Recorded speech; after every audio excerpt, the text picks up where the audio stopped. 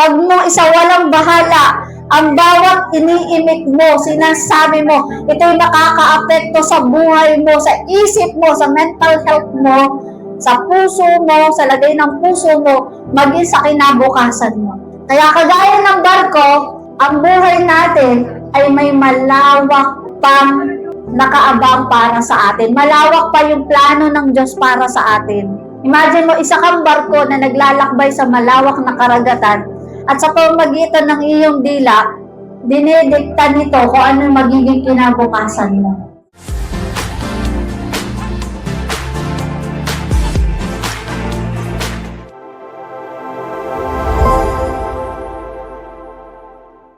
Title ng ating pag-aaralan ay Dila, ang cute mo. Dahil tayo nasa buwan ng Glenawika, tinagalog ko ang aking panturo. Taas ang kamay na nakapagsalita ng isang bagay na nagsisi ka kung bakit mo nasabi ito. Yan. Lahat tayo. Madalas, minsan, may mga bagay tayong nasasabi, mga lumalabas sa ating mga dila, sa ating mga bibig, na nakakapagsisi na dapat hindi natin nasabi. At alam nyo ba, na ang lumalabas sa ating bibig ay parang toothpaste. Kapag ang toothpaste lumabas na doon sa lagayan nito, hindi mo siya maibabalik. Tama? Ganun ang toothpaste. Ganun din ang ating salita. Kapag lumabas na sa ating bibig, hindi mo na maibabalik. Tama? Ang ating dila ay napakaliit. May malaki itong gampanin sa ating buhay. Maliit pero may malaking gampanin. Kaya naman, ang title natin, Dila ang cute mo, dahil lahat ng maliliit na bagay ay cute. Saan natin madalas dinidescribe yung cute? Sa tuta, sa sanggol, sa iba pa maliliit na bagay.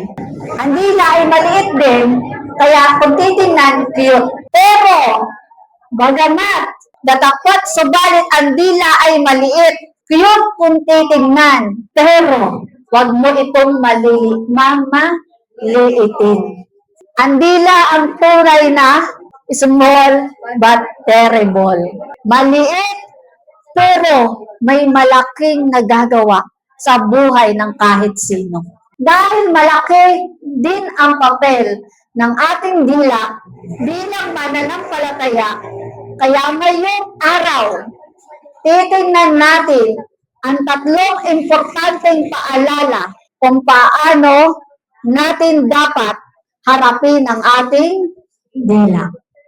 Dahil ang dila ay may mahalagang papel, gampanin, lalo na sa pangangaral ng salita ng Diyos. Ngayon, pag-aralan natin yung tatlong pinakamahalagang bagay o importante kung paano natin gagamitin o haharapin, tutunggaliin ang ating mga dila. Unang puntos. Okay, pananagutan sa ating mga salita. Okay, dahil ang ating dila ay may pananagutan, ang ating mga salita ay may mga pananagutan, ito'y babala sa lahat ng mga tagapagturo. Kasama ako doon. At sa lahat ng mga nagtuturo na dito, meron tayo pare-parehong pananagutan. Pangalawa, babala para sa lahat, hindi lang tagapagturo. Tingnan mo yung katabi mo, hindi ka pa nagtuturo pero may pananagutan ka na. Babala para sa lahat, panukat sa maturity ng isang tao. Okay, basahin muna natin ang ating talata.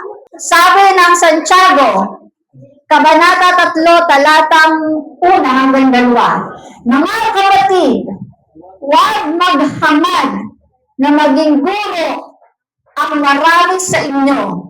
Dahil alam ninyo na tayong mga nagtuturo ay hahatulan ng mas mahigpit kaysa iba. Tayong lahat, kasama ka doon, ay nagkakamali sa iba't ibang paraan. Tayong lahat. Ang sino mang hindi nagkakamali sa kanyang pananalita ay isang taong ganap at marunong magpigil sa sarili. And verse 2, tinukoy dito na tayong lahat. In connection sa verse 1, na kung naghahangad tayong maging tagapagturo, meron tayong pananagutan. At tayong lahat, hindi ka pa man nagtuturo, ay meron na tayong pananagutan sa ating mga salita. Lahat po tayo may pananagutan, lalo na ang mga nagtuturo, mga pastor, mga disciple leader, mga nag-share ng Word of God. Lahat, kasama po doon ako sa mga may pananagutan, sa aking mga itinuturo. Bakit? Imagine ninyo, magturo lang ako ng mali dito. Galingan ko lang yung delivery. Maniniwala kayo. Diba? Kapag namali ang turo ko, yan din yung ituturo ninyo sa iba. Yung maling na ituro ko sa inyo, maipapasa ninyo lahat sa iba. Ilang buhay ang nadala ko sa maling landas. Napakadami. At hindi lang yon. Lahat tayo ay may pananagutan sa ating salita. Ano ang mas mabilis? Bibig, isip. Madalas naimik ng hindi, nag-iisip. Tandaan po natin, maliit o malaki na ginagawa natin o sinasabi natin sa ating kapwa ay may malaking epekto sa buhay ng ibang tao. Amen po ba? Lagi po natin tandaan, meron po tayong pananagutan sa lahat ng ating sinasalita o sinasabi o ibinubukan ng ating mga bibig. Imagine niyo, ang dila natin, kaya nitong sumunog ng isang malawak na kagubatan. At sa pamagitan ng dila, kaya nitong sirain ang buhay mo. Magbalita lang ako ng negatibo sa isang tao, buong barangay ang abot nito. Isang paalala po sa atin mga kapatid, para sa lahat. Lahat tayo ay mayroong pananagutan. May itinakda ang Diyos na pananagutan sa iba't ibang pamamaraan ng ating pagsasalita. Ito man ay sa paraang digital na mensahe o direktang mensahe, may pananagutan tayong lahat. Lalo na nasa panahon tayo na very, nasa digital world na tayo. Uso ang bashing ngayon, parang andali para sa kanilang sumumpa. Marami kang magbabasa ka ng mga komento sa comment section. Politicians against sa isang celebrity na sikat. Hindi mo malungod yung mga sinasabi, walang pagpipigil. Hindi nila alintana na lahat ng sinasabi natin sa paraang direktang pagsasalita o direktang pagsasabi ng iyong mensahe o paraang digital, meron po itong epekto sa lahat ng tao. Kaya sabi dito, paalala po na ating pananalita sa iba't ibang pamamaraan ay mayroong itinakda ang Diyos na pananagutan. Ito man ay sa paraang pasulat o digital na mensahe o direktang mensahe. Pangalawa, pangangasiwa sa kapangyarihan ng dila. Basahin natin ang verse. Kapag nilagyan ng renda ang bibig ng kabayo, ito'y napapasunod natin at napapabaling saan man natin naisin. Ganyan din ang barko, kahit na ito'y napakalaki at itinutulak ng malalakas na hangin, na ibabaling ito saan man naisin ng piloto sa pamamagitan ng napakaliit na timon. Ganyan din ang dila ng tao, maliit na bahagi lamang ng katawan, ngunit napakalaki ng mga ipinagyayabang. Isipin na lamang ninyo kung paano napapalagablab ng isang maliit na apoy ang isang malawak na kagubatan. Ang dila ay parang apoy, isang daigdig ng kasamaang nagpaparumi sa ating buong pagkatao. Ang apoy nito ay mula sa impyerno at sinusunog ang lahat ng buhay ng tao. Lahat ng uri ng ibon at hayop na lumalakad o gumagapang o nakatira sa tubig ay kayang paamuin at napaamo na ng tao. Ngunit wala pang nakakapagpaamo sa dila. Tama ba? Ito ay kasamaang hindi mapigil at puno ng kamandag na nakamamatay. Una, kailangan po natin maunawaan para mapangasiwaan natin ang ating dila. Mapangasiwaan po natin ang ating dila. Ang una po natin tandaan, ang dila ay nagsisilbing timon na nagdedirekta sa iyong buhay. Pangalawa, ang dila ay nagsisilbing ningas na apoy na sumisira sa iyong buhay. Alam niyo po ba na mas madali magpaamo ng leon, ng tigre at iba pang magpapamis na hayop kaysa sa dila? Marerendahan mo ang tigre, marerendahan mo ang leon, pero ang dila, ang hirap mapaamo. Mahirap awakin.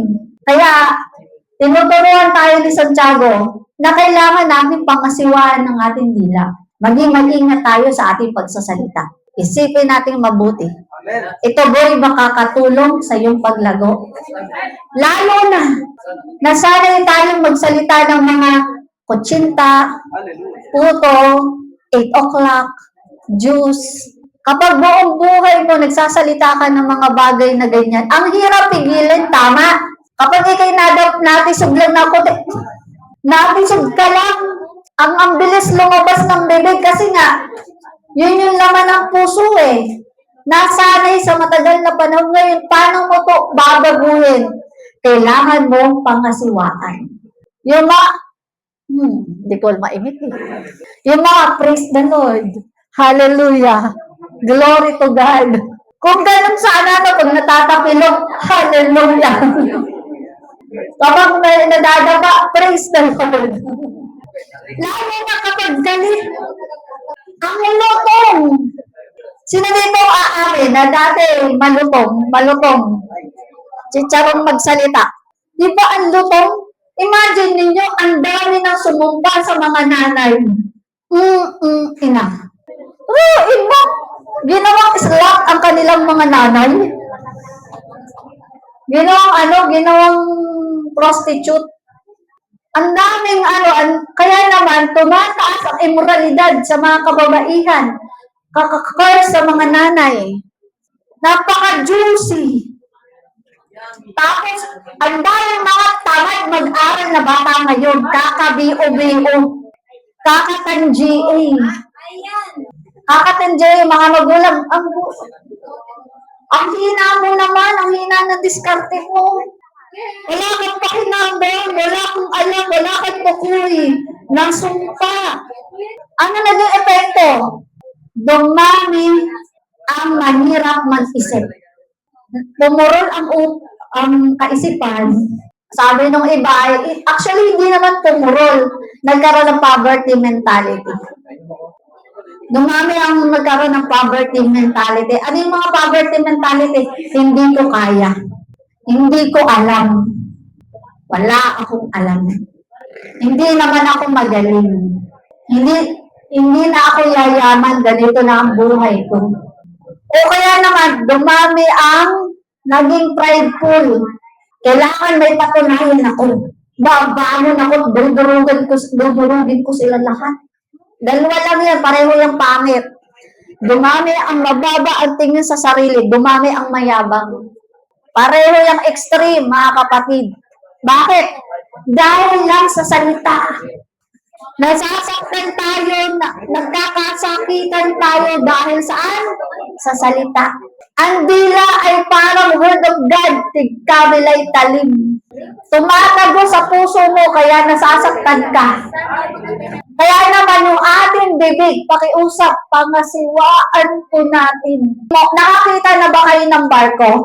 Nakakita na ba kayo ng timon? Okay, kahit sa picture, ano mas malaki, timon, barko? Bakit ang barko nakakapaglakbay sa karagatan? Dahil sa timon. Kaya naman, nadadala nito ang barko na pagkalaki-laki kahit saan ito naisin. Take note, hindi lang dahil sa tipon, dahil sa bibig ng kapitan ng barko. Ang bibig natin ay may kinalaman din sa magiging kinabukasan natin. Alam mo ba yon?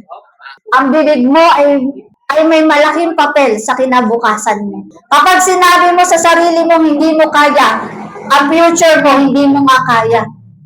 Kapag sinabi mo wala kang mararating, wala ka nga mararating. Kasi sinasabi ng labi mo. Kapag sinabi mo may mararating ka, may mararating ka. Lalo na kapag kasama mo si Lord.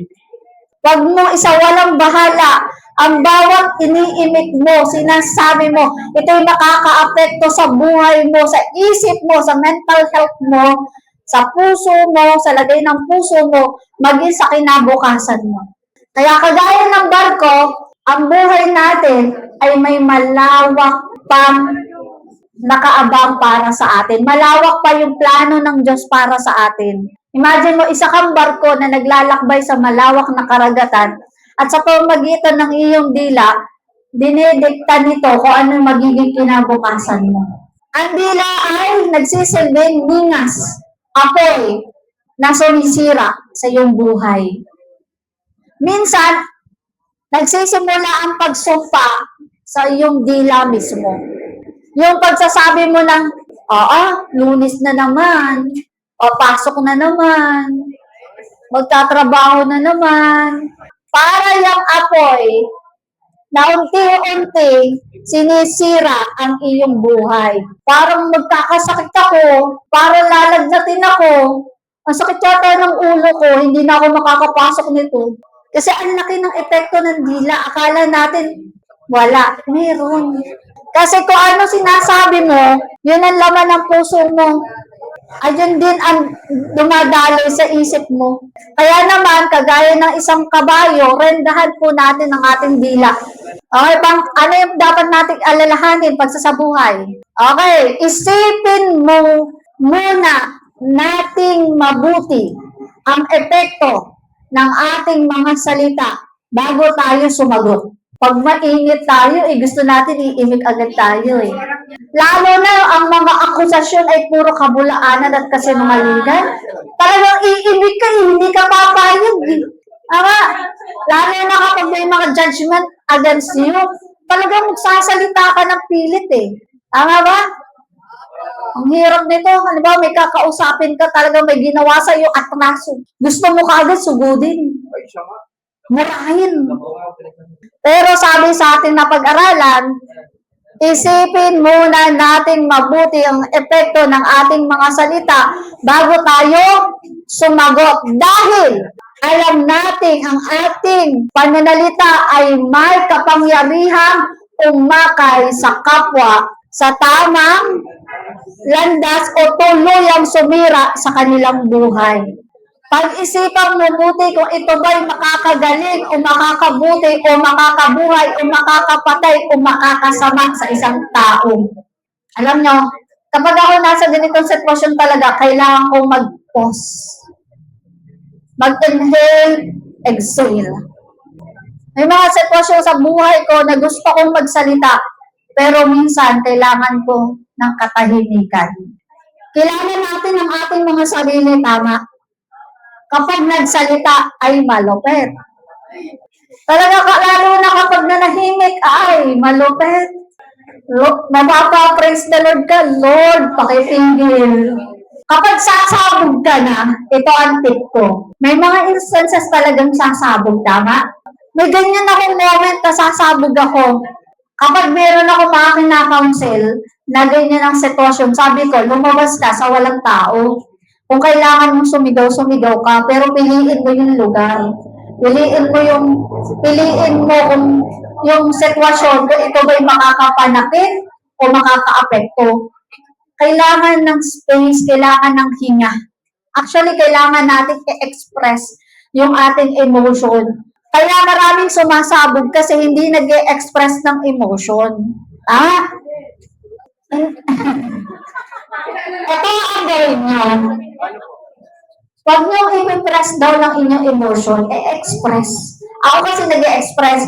Dahil ako masulat, ma-journal ako, dun ako nag-e-express. Kung ikaw naman ay masalita, humanap ka ng lugar kung saan makakahinga ka ng malaya, makakasigaw ka. O kaya naman, gym, basketball, mga sports, tumakbo ka. Para lang makalabas, makahinga. Kasi pag nagsalita ka, masakit. Yan yung mga ways, mga kapatid, maraming healthy ways na paraan kaysa ang magsalita ng masakit. Huwag ka mo mag-isolate, delikado. Malalang overthink. Okay, pangatlo. Pagkakunwari sa gawi ng ating pananalita. Pag kinamusta, okay lang po. Kumusta ka? Okay lang po.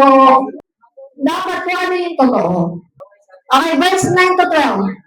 Ito ang ginagamit natin sa pagpupuri sa ating Panginoon at Ama.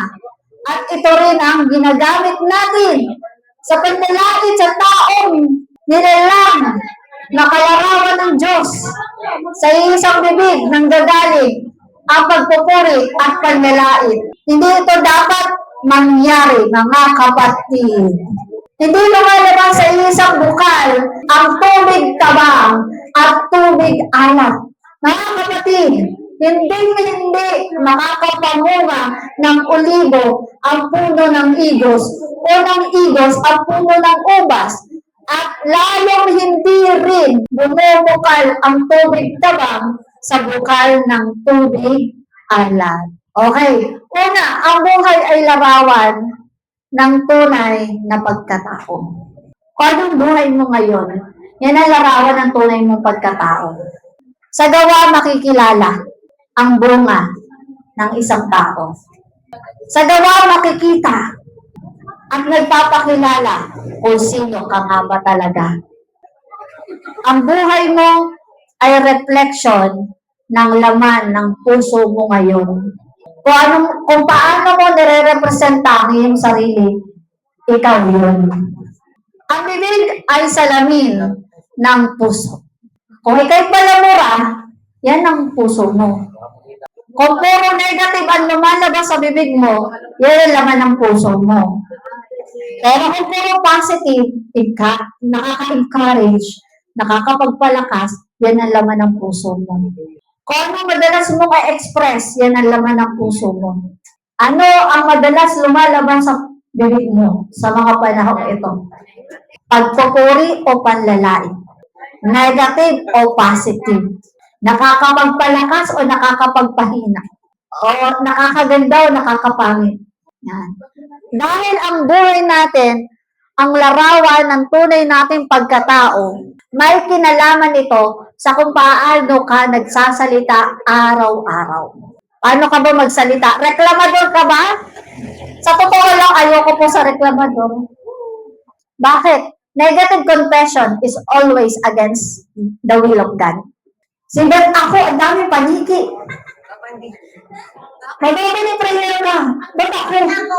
Mag-closing prayer ka. Ba't ako? Mag-share ka ng gospel. Ba't ako? Magturo ka ng gospel sa unahan. Mag-preach ka. Ba't ako? Ba't ako pastora? Ba't ako? Ang dami paniki. Ang dami reklamador. Bakit ako?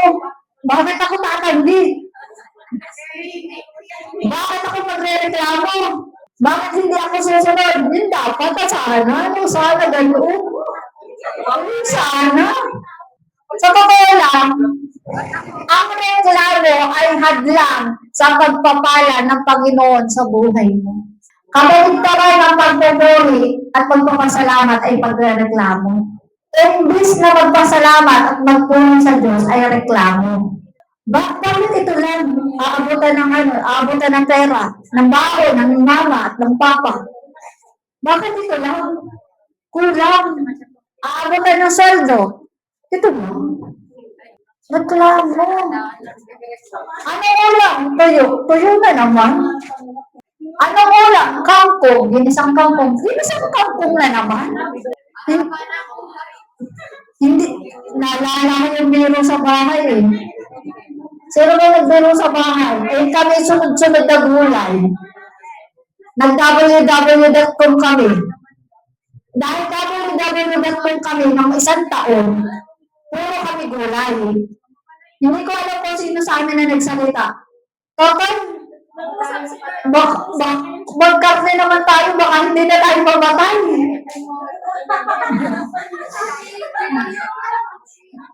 Reklamo, palitan natin ang pagre-reklamo ng pagiging mapagpasalamat. Maging thankful. Maging thankful sa kung anong pagkain ang meron ka sa hapagkainan. Ang mahalaga may kinakain ka. Maging thankful sa kung anong ibinibigay na baon sa'yo.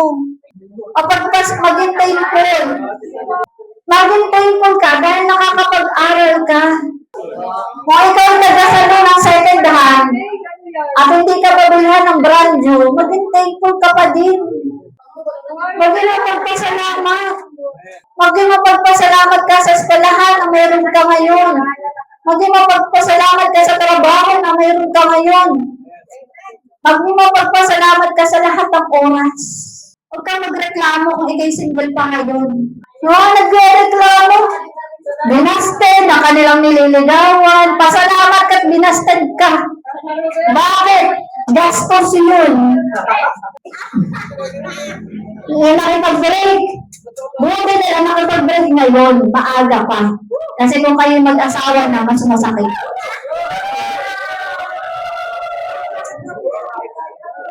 Pagsasabuhay, ang dila ay hindi dapat magtaksil o magkunwari. Hindi natin maaaring gamitin ang iisang bibig upang magpuri sa Diyos at pagkatapos ay sumumpa sa kapwa na nilikha ayon sa kalarawan niya.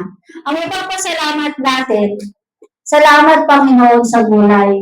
Siguro dahil concern ka Lord sa kalusugan ko. Kaya gulay ang kinakain ko. Huwag ganun dapat. O kaya naman, Lord, salamat. Wala akong laklang, wala akong sakit ang ulo. Lord, salamat dahil malaya kitang napapaglingkuran. Walang pipigil sa akin. O kaya naman, Lord, salamat sa trabaho na mayroon ako. Salamat sa kakaunti na mayroon ako. Kaya mo itong paramihin. Pasalamat tayo kasi nakakapaglingkod ka pa. Naibibigay mo ang buhay sa Panginoon ng ikaw lang. Amen? Marami tayong pagpapasalamat kaysa ang magreklamo. Okay. Kung paano napaamo ng tao ang mga mababangis na hayop, hindi natin mapapaamo ang ating dila. Kung wala ang tulong at kapangyarihan ng Banal na Espiritu, hirap paamuin ang ating dila. Pero kung ating dila ay ginagamit natin sa pananalangin, sa pagpupuri at pagsamba, magagawa natin paamuin ang ating dila. Dahil sinasamahan tayo ng Banal na Espiritu. Okay? Conclusion. Mga kapatid, bilang pagtatapos, alalahanin natin na ang dila natin ay hindi lang basta bahagi ng katawan. Ito ay salamin ng ating espiritual na buhay. Ito ang hamon. 3 puntos kanina. Ulitin natin para maalala natin. Una, mayroon tayong pananagutan. Dahil nakikinig ang Diyos sa bawat salitang binibitawan natin. Kailangan natin ng tamang pangangasiwa. Dapat ang salita natin ay parang timon na nagdedirekta ng ating buhay o kaya'y naman ay parang apoy na pwersang na pwedeng tumupok sa ating mga relasyon. Pangatlo, at iwasan natin ang pagkukunwari. Huwag nating hayaan ang bibig na nagpupuri sa Diyos ay siya ring bibig na pumapatay sa pagkatao ng ating kapwa. ang hamon. Hindi natin kayang paamuin ang dila sa sarili nating lakas lamang. Kaya ngayong araw, lumapit tayo sa Panginoon at hilingin natin ang tulong ng Banal na Espiritu. Simulan natin sa pagbabago ng ating puso. Dahil kapag bago at malinis ang puso, magiging malinis, may pagpapala at puno ng pagmamahal ang bawat salitang lalabas sa ating mga labi. Gamitin natin ang ating bibig sa pagpupuri, sa pagpapasalamat, sa pagpapalakas ng mga taong nanghihina, sa pagbabahagi ng kapangyarihan ng Diyos ng mabuting balita para yung mga wala kay Kristo, mailapit natin silang lahat sa pamamagitan ng ating bibig. Ibahagi mo ang kabutihan ng Diyos. Magpahayag tayo, magpasalamat tayo. Malaya natin tanggapin ang pagpapala ng Panginoon sa pamamagitan ng pagpapalakas sa iba. Amen po ba? Amen.